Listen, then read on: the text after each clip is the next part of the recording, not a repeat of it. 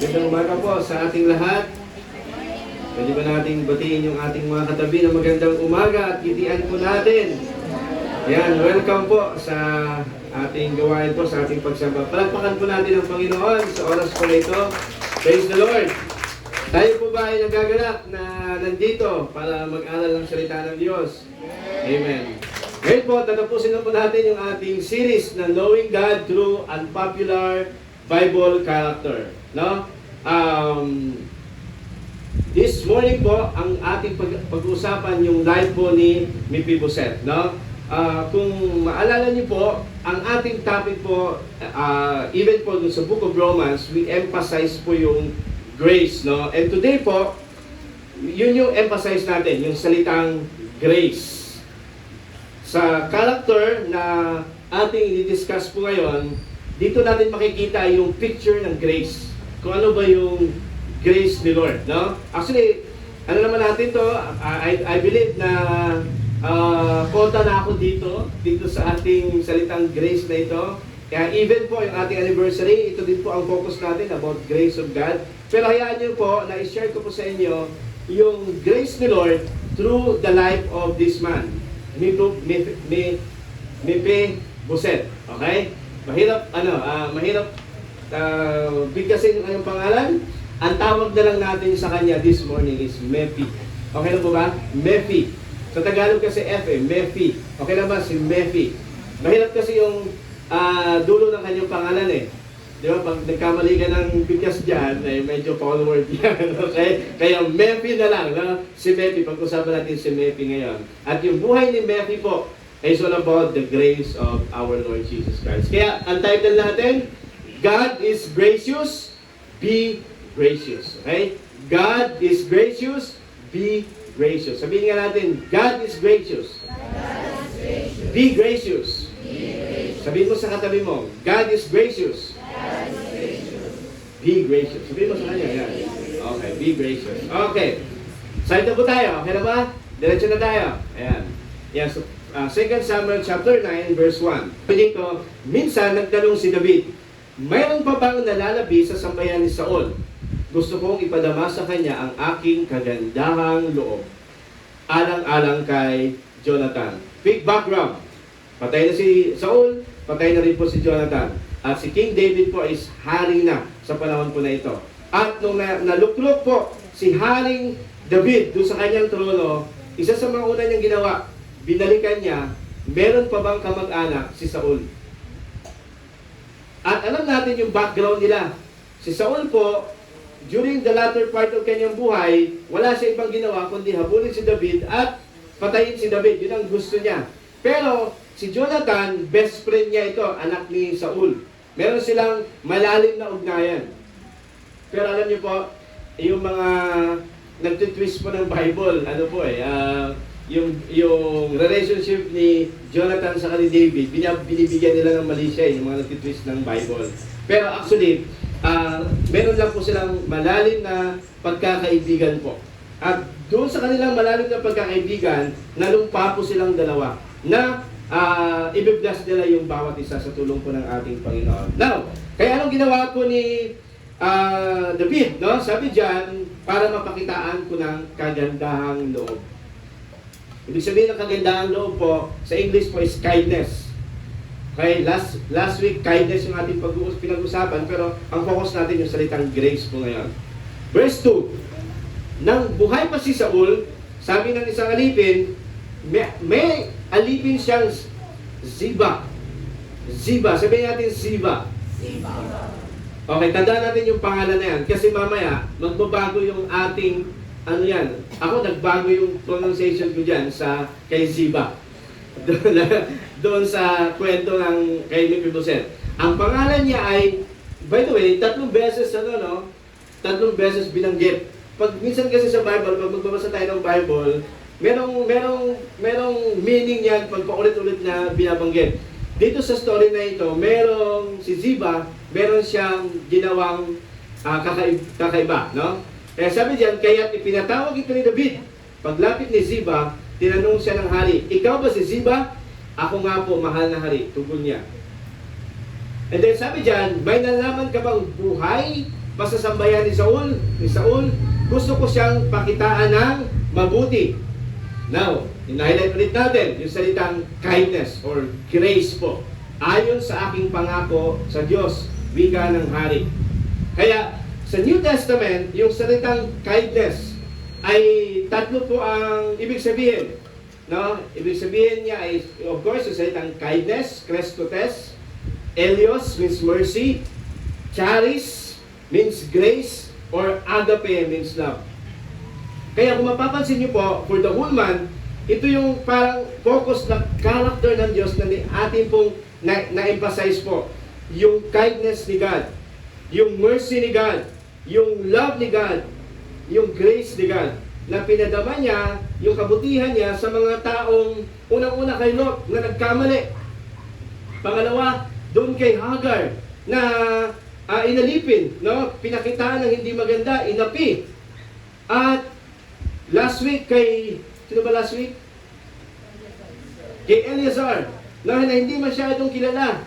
At ngayon, si Mephibosheth na ano po siya, parang kinalimutan din siya, no? Kaya makita po natin mga kapatid, this is the encouragement, no? Na ang Diyos po ay pinapakitaan niya ng kindness, ng mercy, ng grace, ng love, yung mga taong parang kinalimutan na. Yung mga taong inapi, yung mga taong nakaranas ng hindi maganda, hindi tayo nakakalimutan ng ating Panginoong Jesus, ng ating Diyos. Amen? At yung grace ni God, kahit dun sa mga taong nagkamali, sabi ng, ibig sabihin ng grace po is unmerited favor. Pag sinabi natin unmerited po, yung hindi mo pinaghirapan, hindi mo pinagtrabahuan, no? Hindi mo binayaran. Yun po yung ibig sabihin ng unmerited favor. Yung kabutihan ng Diyos, tinanggap mo nang hindi tayo karapat-dapat. At yun po, yung nangyari kay Mephibosheth. Kaya, we overemphasize this word grace this year.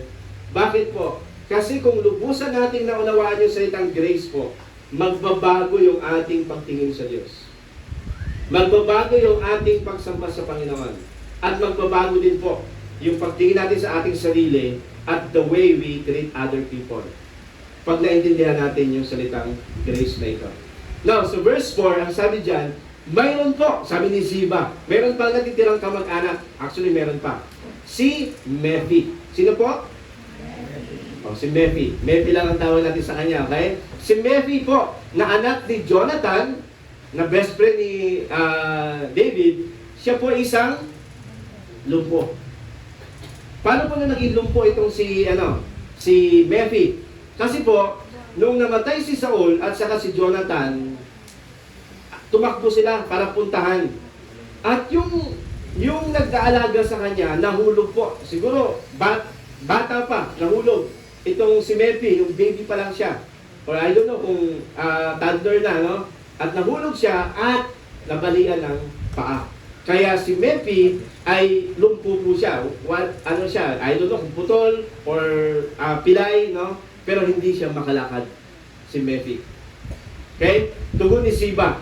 Saan siya naroon? Tanong muli ng hari. Nasa Lodibar. Po, nakatira sa bahay ni Makir na anak ni Amiel. Tandaan natin yung salitang Lodibar. Yung lugar na yan. Kasi meron niyang significant po sa story. Sunod na verse. Ipinasundo agad ni David si Mephi, anak ni Jonathan na po ni Saul. Nang maiharap siya kay David, siya ay nagpatira pa upang magbigay galang. Ikaw ba si Mephi? Hindi po, ako po si Mephi po, sir. Ikaw ba si Mephi? Tanong ng hari. Ako nga po, mahal na hari. Sagot naman ito. Sinabi ni David, huwag kang matakot. No? Huwag kang matakot. Maybe, si Mephi, nung dinala po siya kay Haring David, takot na takot siya. Nung sinundo siguro siya ng servant or soldier ni David, sinundo siya doon sa lugar niya, pinapatawag ka ng hari. Ano kayo unang naramdaman ni Mephi? Possible po, ang unang niya naramdaman is baka papatayin siya. Actually, pinento niya yan eh. Pinento niya sa chapter 19. Pero marahil, takot na takot si Mephi kasi baka pagbigyan siya ng judgment ng hari. Kasi si King David, siya po ang pinakamakapangyarihan sa buong bansa na yon. At si Haring Saul walang ibang ginawa sa kanya, kundi habulin siya at patayin siya, gawan siya ng masama. Kaya, noong dinala po si Mephi sa hari, ay yun po ang nararamdaman niya. Takot na takot si Mephi. Mukha niya pa lang, hindi na maipinta siguro. Pero alam niyo po, ano ang sabi ni David sa kanya? Huwag kang matakot.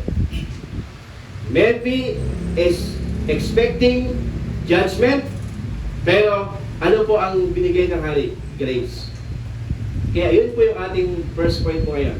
As King David was gracious to Mephi, God is gracious to us. As King David was gracious to Mephi, God is gracious to us. Ibig sabihin, si Mephi po at tayo ay parang tayo, si Mephi. Bakit po? Tingnan niyo po mabuti. Compare po natin. Anong ginawa ni David? Pinahanap niya si Mephi. Anong ginawa ng Diyos sa atin? Hinanap din tayo ng Diyos. God seeks sinners, ang sabi ng Bible sa atin. At si Mephi po ay crippled, lumpo. And tayo din po, we are spiritually helpless. Yan ang sabi ng Bible. Lumpo po tayo. Ibig sabihin, spiritually crippled tayo. Ang sabi ng Bible, wala tayong kakayanan para lumapit sa Diyos. Ibig sabihin, ang Diyos po ang lumapit sa atin. Ang Diyos po, ang banal na Espiritu po ang nagbukas ng ating isipan at nagbigay ng kagustuhan para magkaroon tayo ng pananampalataya sa Kanya. Kaya lahat tayo is spiritually crippled. Wala tayong kakayanan na lumapit sa Diyos. Ang tatanggap po natin is biyaya ng ating Panginoon.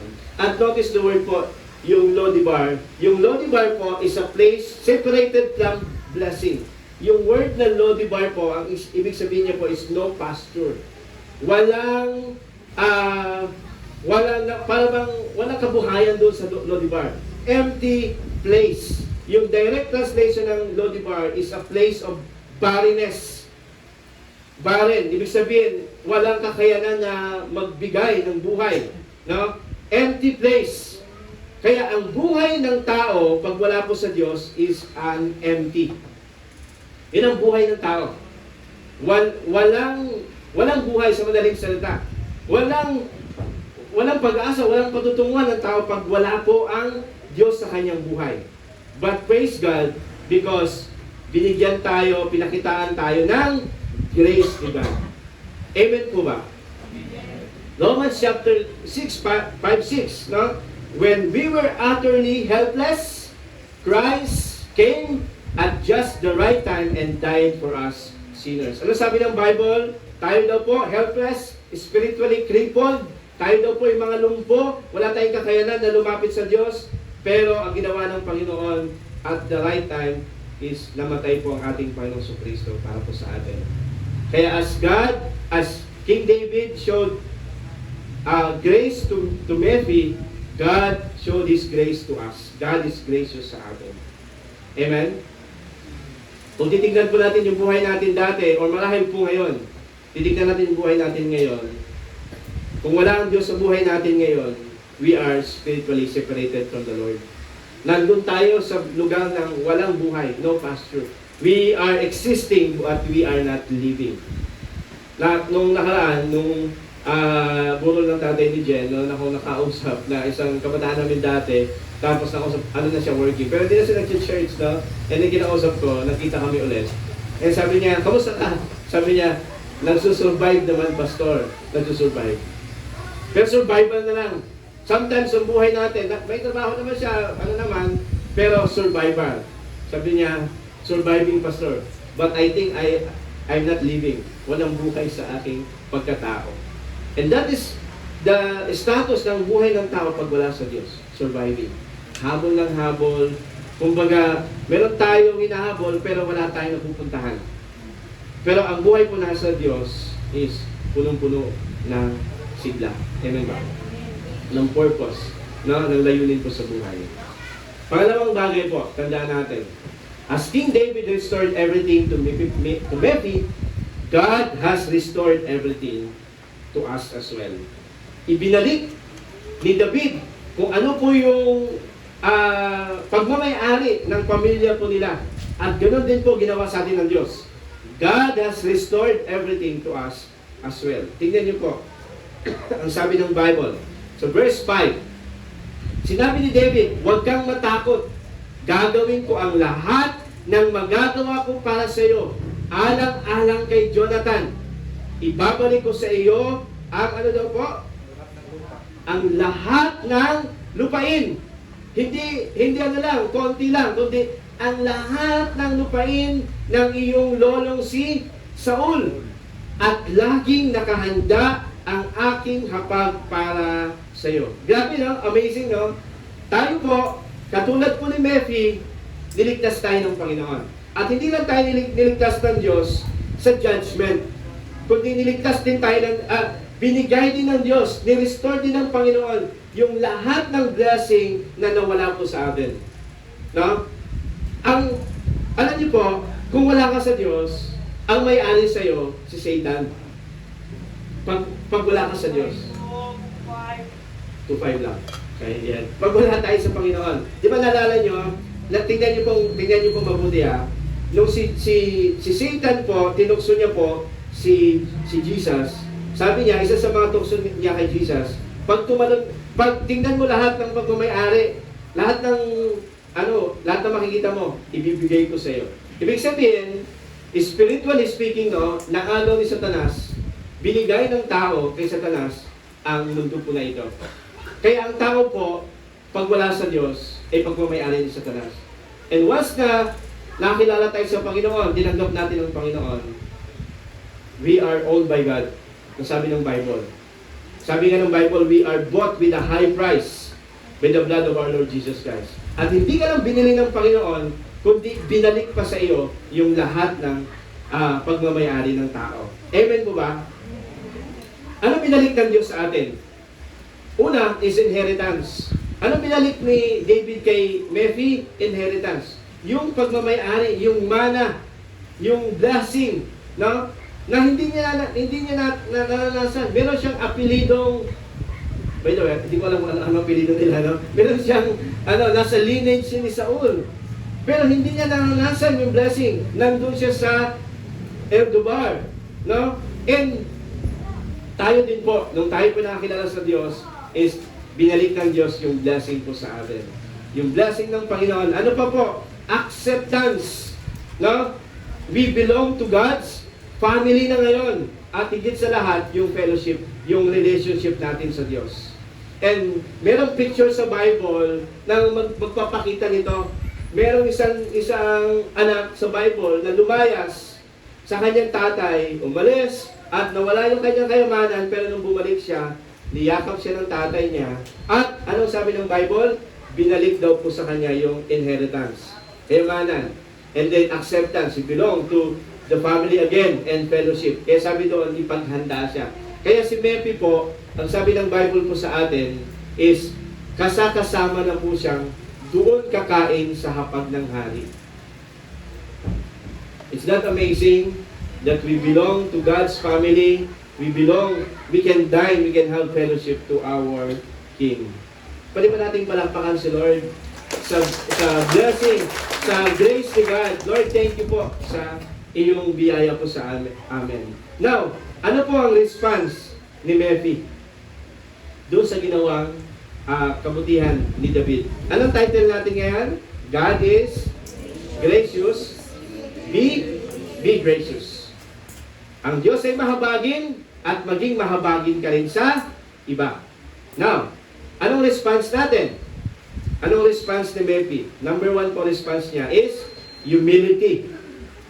No? Humility. Ang sabi ng Bible sa atin, nagpatira pang buli si Mephi.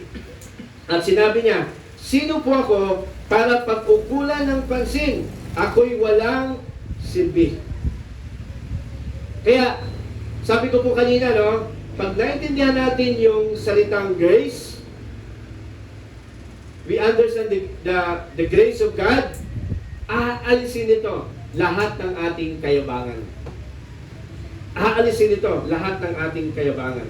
Tayo kasi po, mayabang po tayo. No? Tayo po lahat po ay mayabang po. Kung hindi natin maintindihan yung grace ni Lord sa atin, no? Ang lahat ng nangyayari sa atin, lahat ng mga kung meron tayo, ipagmamayabang natin. No? Parang si David. Alam niyo po si David, nung siya po ay naging hari po, naintindihan niyo po yung grace ni Lord. Actually, sabi ng Psalms 8, sabi doon, I think verse 10, sabi doon, Lord, who am I that you are mindful of me? Who am I, Lord, that you are mindful of me? Sino ba ako, Diyos? Kahit siya po ay tinawag ng Diyos, kahit po siya po ay hari, naging hari po siya, pero sabi niya, Lord, who am I that you are mindful of me? Sino ako, Lord? Ibig sabihin, Lord, yung aking narating sa buhay, Lord, yung aking accomplishment sa buhay, ay hindi po ako karapat-dapat na tumanggap po nito. Sabi po ni David, no? Kaya, kapag naging totoong Christian ka, ang naalis sa'yo is yung wala ka nang i-credit sa'yo. Pag naging totoong Christian ka. Lahat ng blessing, lahat ng naranasan mo, lahat ng mga na-accomplish mo, is i-credit mo na sa Diyos. Who am I, Lord? Sino ba ako, Diyos, para maranasan ko ito? Ito po ay dahil lang po sa biyaya po ng ating Panginoon. Kaya anong response ni Mary is humility. Humility. Amen po ba? Kaya ano man po yung ating meron po ngayon is dahil lang po yan sa biyaya ng ating Panginoon. Pangalawa po is loyalty. Anong response ni Mary? Loyalty. Now, tanong po tayo. Nandyan pa ba kayo? Yan. Tanong po tayo sa chapter 19. Okay? Now, ang nangyari kasi dito, naging hari po si David, nagrebelde po ang isa sa kanyang mga anak. Sino po anak ni David na nagrebelde sa kanya? Si Absalom. At si Absalom po ay kinuha yung kanyang trono. Si Absalom. At ang nangyari po, si David po ay tumakas po sila. Yung kinuha ni David ay ni Absalom yung trono, umalis po sila David, baka patayin sila. At si Mephi po ay hindi po siya nakasama. At ang ginawa po sino yung servant? Si Siba. Ang sabi ba naman niya, kaya hindi sumama si Mephi kasi gusto niyang pumalit sa iyo, Haring David. Gusto kanyang palitan kasi nasa lineage siya ni Saul. At kaya si David po, siyempre, nagalit kay Memphis. Sa kanyang kaisipan, nagalit siya. Kaya ang totoo po, bakit po ginawa ni Ziba yon? Kasi yung lahat po ng pagmamayari na binigay kay Mephi, gusto niyang angkinin. Kung mababasa niyo po sa chapter 9, sabi ni David, Mephi, ito na lahat ng ari-arian, sa'yo to. Tapos, ang mag-aalaga si Siba. Si Siba, siya yung family mo, sabi ng Bible, 15 daw po ang family members ni Siba. At sila yung mag-aalaga ng mga lupain ninyo, sila yung magpaparami ng mga kayamanan ninyo. And then, ang ginawa ni Siba po, sinilaan niya si Mephi para makuha niya po lahat. Sa madaling salita, si Ziba po, masiba. kaya dito po, nagbago yung pangalan. Habang binabasa ko ito, nagbago yung pangalan ni Ziba dito. Para bang, alam niyo ba yung salitang masiba? Yung parang gusto mong angkinin lahat. No? Kaya ano po nangyari? Pero alam niyo po, pag nakaranas ka ng grace ni Lord, grace din po ibibigay mo sa ibang tao. Kaya, ano nangyari? Sabi dito, nang dumating siya mula sa Jerusalem, ito po, babalik na si Haring David. Sinabi ng hari, bakit hindi ka sumama sa akin, Mephi? Alam niyo yung story, bakit hindi siya sumama, no? Mahal na hari, bigan niya, alam po ninyong ako'y pilay. Kaya ipinahanda ko po sa aking katulong. Sino katulong niya? Si Ziba. Ang sasakyan kong asno upang sumama sa inyo, ngunit hindi niya ako sinunod. Kasi yung plan ni Ziba is angkinin lahat ng pagmamayari po ni Mephi. Kaya, sunod na verse, sa verse 27, sa halip ay nagpunta sa inyo at siniraan ako. Alam kong kayo'y tulad ng anghel ng Diyos. Kaya gawin po ninyo sa akin ang palagay ninyong nararapat. Ang buong sambahayan ng aking ama at ako ang lahat sa amin ay maaari niyo pong ipapatay. Ngunit sa halip, binigyan pa ninyo ako ng alipin ng lugar ang inyong alipin ng lugar sa inyong hapag, wala na po akong may reklamo sa inyo, mahal na hari. Alam niyo po, this is what I discover in life. Pag ang tao po, listen to this now, pag ang tao po walang pagtitiwala sa Diyos, maninira ka ng tao o maghahanap ka ng kakampi para makuha mo lang yung gusto mo. That's the reality. Yun yung reality ng yung pag-iisip ng tao. No? Yun yung ginawa ni Ziba. Siniraan niya, no? Nanira siya. Bakit? Wala siyang pagtitiwala sa Diyos. Pero alam niyo po, kung may tiwala ka sa Diyos, tandaan niyo ito mabuti. Kung may tiwala ka sa Diyos, panatag ka. Dahil alam mo, ang Diyos ang kakampi mo. Pag may nanira sa'yo, niraan ka. Tingnan niyo po ang sabi ni Mephi. Dahil may tiwala siya sa Diyos, dahil kinahabagan siya ng Diyos, ang sabi niya, alam ko po, galing kayo sa Diyos, Haring David. At kayo ay sugo ng Panginoon. Kaya gawin niyo po kung ano yung gusto niyo gawin. Ang loyalty ko ay nasa iyo. Kaya kahit po yung family ko, pwede niyo pong parusahan. Kaya ibig sabihin nito, may loyalty po. May loyalty po si Mephi kay Haring David. Na kahit po sa mahirap na sitwasyon, ay okay lang siya, relax lang siya. Maybe si Mephi, hindi niya lang iniisip yung kanyang buhay dito sa mundo, kundi iniisip niya rin ang Diyos at iniisip niya rin po na merong buhay din po sa langit pagdating sa langit. Amen po ba? Ang tanong ko po sa inyo, sa umaga po na ito, bago po ako mag-close now, meron ba tayong loyalty sa Diyos? Do we have this loyalty? Sa ibang, kaya ang pinakagusto kong salita sa Bible is yung loyalty o yung salitang allegiance. Yung allegiance kasi is buong puso mong binibigay yung katapatan mo sa Diyos. Na kahit anong mangyari, sa Diyos ka. Sa Diyos ka. No? Kaya, ang loyalty natin ay sa Diyos, hindi magbabago kahit sa pinakamahirap na sitwasyon. Pinakamahirap na problema ng ating buhay. Kahit po sa bingit ng kamatayan, ang loyalty natin ay sa ating Panginoon. Amen? Pag may loyalty ka sa Diyos, hindi mo ipagpapalit ang Diyos sa ibang mga bagay. Nalala ko po yung story. Alam niyo yung story ng yung nagkaroon ng competition yung Muslim, Buddha, at saka yung Kristiyano. Alam niyo, narinig pa yung story noon? Na nasa taas sila ng bangin, tapos, ano sabi nila? Sige, tatanong tayo kung sino ang totoong Diyos. Kung sino ang pagtalon, sino aangat, siya yung mayroong totoong Diyos. Kung sabi ng Muslim, ako na una. Pagtalon niya habang pababa siya, ang sabi niya, ala. Tapos bigla siya umangat. Bumalik siya doon sa taas.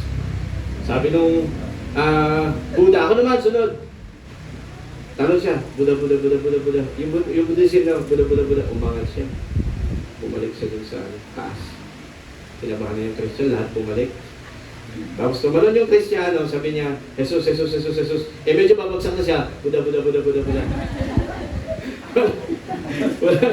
Walang loyalty. No? Sana po, kahit sa bingit ng ating kamatayan, sa Diyos pa rin po tayo. Amen po ba? Magagawa natin yon kung naintindihan natin yung grace ni God. Kaya, I overemphasize this grace. Once we understand this grace po,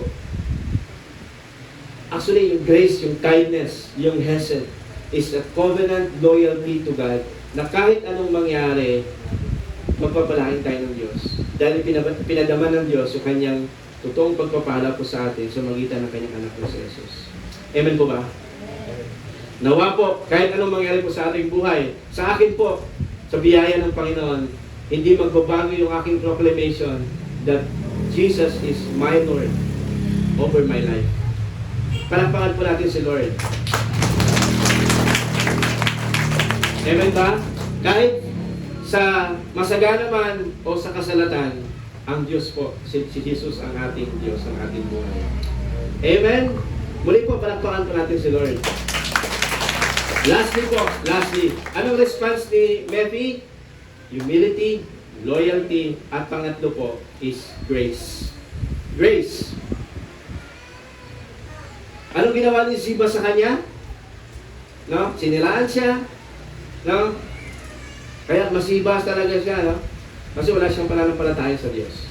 Ang sabi ng Bible sa atin, sumagot ang hari. Kasi ang hari po, pag may sinabi, hindi na mababali yun eh. Kaya ang sabi diyan, wala ka lang dapat sabihin pa, Mephi. Nakapagpasya na ako na maghahati kay ni Ziba sa ari-arian ni Saul. Ngunit sinabi ni Mephi, tingnan niyo po ang sabi ni Mephi, hayaan na po ninyo sa kanyang lahat. Sapat na sa aking kayo'y mapayapang nakauwi. Can you imagine? Kaya if you receive grace, you will be gracious to other people. If you receive grace, nasa tama naman si Mephi, pero hindi niya pinilit eh. Naging gracious siya doon sa taong hindi karapat-dapat na tumanggap ng biyaya. Amen ba? Kaya, sabi ng Colossians, chapter 4, 5 to 6, sabi diyan, maging matalino kayo sa pakikitungo sa mga hindi mananampalataya at samantalahin ninyo ang bawat pagkakataon. Maging matalino daw tayo. Ibig sabihin, use godly wisdom. How you react doon sa mga mananampalataya. Ibig sabihin, in other words, doon sa mga taong masama. Doon sa mga taong hindi mo kauri, hindi mo kaparehong pananampalataya. Ang sabi ng Bible sa atin, maging matalino tayo. And sabi sa verse 6, sikapin ninyong laging maging kaaya-aya. Sa English po is gracious. Be gracious to others. At kapakipakinabang ang pananalita sa kanila. At matuto kayong sumagot ng tama sa lahat ng tao. Ngayon po, we are in the time of violence. Maraming violence sa paligid, no? Ang tao, parang ganit. Lahat pinaglalaban, kahit wala naman. But ano ang command sa atin bilang nakatanggap ng biyaya ng Diyos? Be gracious. God is gracious to you. God is gracious to me. That's why, inutusan tayo ng Panginoon, be gracious. Magpakita tayo ng kabutihan doon sa mga taong hindi karapat-dapat. Yung hindi deserving, mabigyan ng magandang bagay. Kasi you receive grace. Kasi minsan, ang ginagawa natin, ako, personally, ako, guilty din ako dito. Kung ano ang trato sa akin, ano ang trato sa atin, tinato ka ng masama, hindi gaganti mo. Minsan nga, mas masakot ang gagawin mo. Hindi ko palalagpasin ang ginawa niya sa akin. At mas matindi pa yung minsan ginagawa natin. Kaya kung masama, masama din. At mas masahol pa. Pero the Bible tells us, sikapin ninyo laging maging kaaya-aya. Sikapin ninyo maging gracious sa ibang tao. Ano sinabi ni Mephi kay David? Hayaan niyo na po. Sa loob-loob ni Mephi, actually, dapat naman ako ibalik. Kasi siniraan niya naman ako. Pero dahil nakareceive si Mephi ng grace, ang pinakita niya rin ay grace. Kaya from time to time, we need to remind ourselves about the grace of God. Kaya be gracious. Pag God is gracious, that's why be gracious sa ibang tao. Amen? Let us pray. Aming Diyos, salamat po sapagkat pinakitaan niyo po kami, Lord, ng kagandahang loob. Even, Lord, hindi kami karapat-dapat. At tulungan niyo po kami na ipakita din po ito sa mga tao nasa paligid namin.